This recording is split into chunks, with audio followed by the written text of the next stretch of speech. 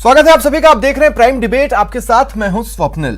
कांग्रेस छोड़कर जाने वाले नेताओं पर सीएम गहलोत ने कटाक्ष किया है। उन्होंने कहा कोई भी छोड़कर जाए कोई फर्क नहीं पड़ता। अब खास बात यह देखिए कि कांग्रेस से लगातार नेताओं के पलायन का सिलसिला जारी है। 2016 से 2021 के बीच सबसे ज्यादा झटका कांग्रेस को लगा। 170 विधायकों ने कांग्रेस का साथ छोड़ा और यही एक बड़ी वजह रही जिसके चलते 5 राज्यों की सरकार से भी कांग्रेस हाथ गवा बैठी।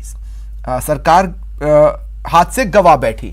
अब ऐसे में यह कहना कि फर्क नहीं पड़ता, इसे समझने की जरूरत है, क्योंकि कई सवाल इससे जुड़े हैं जो खड़े हो रहे हैं। आखिर इस पार्टी में जारी पलायन से कांग्रेस को फर्क क्यों नहीं पड़ रहा है? राज्यों में सरकार गिर गई, आखिर फर्क क्यों नहीं पड़ रहा है? एक एक कर नेता आखिर जा क्यों रहे हैं? इन्हीं पर आज प्राइम डिबेट में बातचीत करेंगे और इन सवालों के जवाब खंगालने की कोशिश करेंगे। प्राइम डिबेट के जो प्राइम सवाल है वो जान लीजिए। सवाल नंबर 1 है कि आखिर क्यों एक एक कर अपने कांग्रेस से बेगाने हो रहे हैं, और वो भी इतनी बड़ी संख्या में। अगर आप देखेंगे 2014 के बाद से आज तक तो कई चेहरे कांग्रेस का साथ छोड़ चुके हैं। सवाल नंबर 2, क्या वाकई कांग्रेस को अपने लोगों के चले जाने से कोई फर्क नहीं पड़ता है? और सवाल नंबर 3 है कि बीजेपी तो लगभग ऐसा मान लीजिए कि तैयारी बैठी होती है, कांग्रेस से कोई बेगाना हो तो उसे तुरंत अपना बना लें। तो आखिर बीजेपी को ये कांग्रेस के बेगाने भाग क्यों रहे, जबकि जब तक वो चेहरे कांग्रेस में रहे बीजेपी के निशाने पर रहे? तो आज इन्हीं सवालों के जवाब खंगालने की कोशिश करेंगे।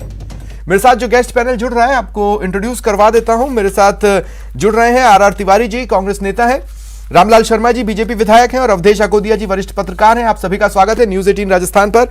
आर तिवारी जी,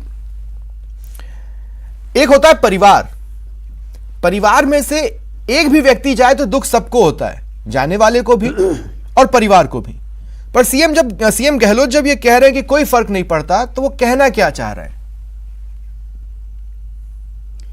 स्वप्निल, राजस्थान के जननायक अशोक गहलोत राजस्थान के नहीं पूरे देश के कांग्रेस के सबसे बड़े नेता हैं। और मैं आपको भी बताना चाहता हूं, राजस्थान में नहीं देश में कांग्रेस का इतिहास 1885 से शुरू होता है।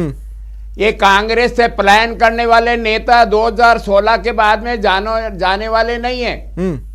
आजादी के पहले भी जब कांग्रेस आंदोलन चला रही थी भारत की जनता को आजादी का, उस समय भी कांग्रेस के बड़े बड़े नेता कांग्रेस को छोड़ करके नए बना लिए थे। सुभाष बाबू जो कांग्रेस के अध्यक्ष रहे, राष्ट्रीय अध्यक्ष रहे, तिवारी जी, उन्होंने कांग्रेस करके 2 मिनट सुनिए ना। आर तिवारी जी बनाई। आर तिवारी जी एक बात सुनिए, एक छोटा बच्चा होता है, उसके हाथ में एक चॉकलेट होती है, तो बड़े लोग उसे चढ़ाने की कोशिश करते हैं, लाओ ये चॉकलेट मुझे दे दो, लेकिन वो बच्चा किसी भी हालत में उस चॉकलेट को हाथ से जाने नहीं देता। मैं कह रहा हूं कि अगर आप चॉकलेट जितने बहुत अच्छे और बहुत मीठे हैं, तो आसानी से क्यों वो बच्चा जाने दे रहा है हाथ से चॉकलेट? स्वप्निल, मेरी बात सुनो। हाँ, सैद्धांतिक मतभेद होकर के अगर कोई पार्टी छोड़ता है वहां तक तो हम स्वीकार करते हैं। बाबा साहब अंबेडकर भी कांग्रेस छोड़ करके चले गए थे, सुभाष बाबू भी कांग्रेस छोड़ करके चले गए थे, अरे विश्वनाथ प्रताप सिंह भी कांग्रेस छोड़ करके चले गए थे। विश्वनाथ प्रताप सिंह से जो छोड़ने वाले हैं नेता कांग्रेस को, वो सत्ताजीवी लोग हैं, वो सत्ता के बिना रह नहीं सकते।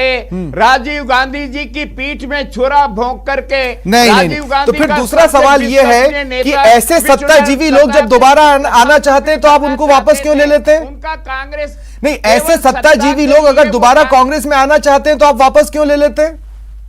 कांग्रेस बड़े दिल की पार्टी है, यहाँ लाखों नदियां समुद्र में मिलती है, हम जाने वालों की परवाह नहीं करते हैं। लेकिन मैं फिर कहना चाहता हूं, आने वालों की भी तो परवाह नहीं कर रहे। भारतीय जनता पार्टी का, मेरी बात सुनो, भारतीय जनता पार्टी का जो अपना वर्तमान स्वरूप है, हम अपना झंडा नहीं बदलते, डंडा नहीं बदलते, हमारे सिद्धांत नहीं बदलते, ठीक है, ये भारतीय जनता पार्टी। लेकिन आपको भी अब ये सोचना चाहिए कि इतनी पुरानी पार्टी, इतनी क्वालिटी वाली पार्टियों से अगर लोग एक एक कर जा रहे हैं तो उसका कुछ तो कारण होगा, है ना? आर तिवारी जी, मैं आगे आपके पास आऊंगा, मैं आगे आपके पास आऊंगा। आर तिवारी जी, मैं आऊंगा आपके पास, मुझे अन्य चेहरों को भी अब शामिल कर लेने दीजिए। रामलाल शर्मा जी, सवाल थोड़ा सा बड़ा होगा लेकिन आप मेरा साथ देने की कोशिश कीजिएगा।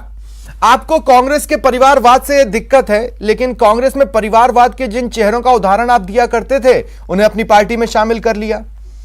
आपको कांग्रेस के चेहरों से दिक्कत है जो कि यूपीए सरकार में मंत्री रहे, वो छोड़े तो आपने उनको भी शामिल कर लिया। तो ये आप कर क्या रहे हैं? देखिए स्वप्निल जी, भारतीय जनता पार्टी एक परिवारवाद की पार्टी नहीं है। भारतीय जनता पार्टी एक वंशवाद की पार्टी नहीं है। भारतीय जनता पार्टी एक विचार की पार्टी है। भारतीय जनता पार्टी एक फेडरलिस्ट पार्टी है। अरे R Tiwari ji, R Tiwari ji 2 minute रुकिए ना। आपकी बकवास सारी, आर तिवारी जी 2 मिनट रुकिए। सुन ली, अब शांत रहो आप 2 मिनट। रामलाल जी, मेरा आप मेरे सवाल पे रहिए ना। आप रीता बहुगुणा जोशी को परिवारवाद का एग्जाम्पल कहते थे, आपने बीजेपी में शामिल कर लिया। आप आरपीएन सिंह को यूपीए सरकार का सबसे बेकार चेहरा मानते थे, आपने उनको भी शामिल कर लिया। कांग्रेस पार्टी का हस्त होने का सबसे बड़ा कारण जो है, इन्हीं के तृणमूल कांग्रेस, ममता बनर्जी कांग्रेस पार्टी छोड़ के गई, अलग पार्टी बनाई, आज वो वेस्ट बंगाल के अंदर राजनीति के अंदर है। इन्हीं की पार्टी के शरद पवार, ठीक है, इन्हीं की कांग्रेस मैं मान लिया, लेकिन रामलाल जी सवाल क्या है? देखिए, मेरा सवाल समझिए रामलाल जी, मेरी बात तो सुनिए, मेरा सवाल समझिए। आपने आरपीएन सिंह को शामिल किया, आपने ज्योतिरादित्य सिंधिया को शामिल किया, आपने इससे पहले रीता बहुगुणा जोशी को शामिल किया, आपने जितिन प्रसाद को शामिल किया। ये वो चेहरे हैं जिन पर आप निशाना साधा करते थे। आप समझ रहे हैं, आप यूपीए सरकार के कार्यकाल को कोसते हैं। आरपीएन सिंह उस सरकार में चेहरा थे, आपने उनको शामिल कर लिया। स्वप्निल जी, भारतीय जनता पार्टी, जो मैंने पहले कहा कि हम वंशवाद वाली पार्टी नहीं है, हम परिवारवाद की पार्टी नहीं है, एक विचार की पार्टी है। हमारी विचारधारा से, हमारे मूल्यों से, हमारी पार्टी से कोई सहमति करेगा, रहना चाहता है तो हमारे कभी भी आ सकता है, अगर हमारी नीति से अगर विश्वास रखता है। लेकिन मैं दूसरी बात कर रहा हूँ स्वप्निल जी, मैं दूसरी बात कर रहा हूँ, आज कांग्रेस पार्टी के प्रति लोगों का मोह भंग क्यों हो रहा है? तो इसलिए हो रहा है कि गांधी परिवार को कोई चुनौती देने वाला, पर अगर कांग्रेस के सारे चेहरे एक दिन उठकर बीजेपी में आ गए तो बीजेपी से भी मोह भंग हो जाएगा ना जी। तो उनको कार्यालय, रामलाल शर्मा जी, अगर कांग्रेस के चेहरे जिनसे जनता का मोह भंग हो रहा है, एक दिन वो बीजेपी में नजर आएंगे तो एक दिन बीजेपी से मोह भंग हो जाएगा। सिर्फ और सिर्फ कांग्रेस एक परिवार तक सीमित कर रहेगी, उससे आगे कांग्रेस नहीं बढ़ पाएगी। ठीक है, परिवार का त्याग और बलिदान तो इस देश ने देखा, अंतर्राष्ट्रीय देश ने देखा। तिवारी जी, जनता पार्टी और भी परिवार का था वाली, नहीं, ठीक है, के नाम पर आने वाली पार्टी है। 2 मिनट रुकिए, आर तिवारी जी, 2 मिनट रुकिए ना, सत्ता प्राप्ति के 2 मिनट रुकिए। अब आप रुक जाइए, प्लीज रुक जाइए। अवधेश आकोतिया जी, मैं आपके पास आ रहा हूं। सीएम गहलोत जब कहते हैं कि कांग्रेस एक समंदर की तरह है, तो वो ये भूल जाते हैं कि समुद्र में पानी खारा होता है। वो ये भूल जाते हैं कि इस किनारे से उस किनारे पे दिखता नहीं है कि वहां क्या चल रहा है। वो ये भूल जाते हैं कि इस किनारे पे खड़े होकर हम ये बता नहीं सकते समुद्र के किस हिस्से में तूफान मचा हुआ है। और यही कांग्रेस पार्टी की कमी है, इन्हीं चीजों को वो भाप नहीं रही। बिल्कुल स्वप्निल जी, और जब वो ये कहते हैं कि कांग्रेस पार्टी समुद्र की तरह है, तो ये नहीं भूलना चाहिए किसी को भी कि जो समुद्र का अस्तित्व होता है वो नदियों से ही होता है। जब आपकी नदियां ही सूख जाएंगी तो एक दिन समुद्र भी सूख जाएगा। कांग्रेस पार्टी के साथ दिक्कत दूसरी है। देखिए, वो दौर कब का बीत चुका जब आपकी कोई आइडियोलॉजिकल कमिटमेंट होता था राजनीति में आने का, आपका सेवा का जरिया होती थी राजनीति, वो दौर अब बीत चुका। हर व्यक्ति जो राजनीति में आता है, राजनीति में सक्रिय है, उसको सत्ता सुख चाहिए, उसको सत्ता चाहिए। वो जो भी काम करना चाहता है अपनी विचारधारा को के भी, उसके लिए भी उसको सत्ता चाहिए। अब कांग्रेस की स्थिति ऐसी हो गई है कि राष्ट्रीय राजनीति में वो विपक्ष की भूमिका के लायक भी नहीं है। जो पैरामीटर चाहिए लोकसभा में सदन का नेता बनने के लिए, उतने सांसद भी उनके जीत के नहीं आ रहे हैं।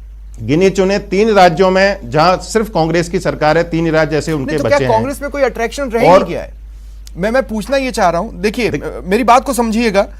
कई तो ऐसे चेहरे गए जो राहुल गांधी के करीबी थे और कांग्रेस चाहती है कि राहुल गांधी देश का सबसे बड़ा अट्रैक्शन बन जाए।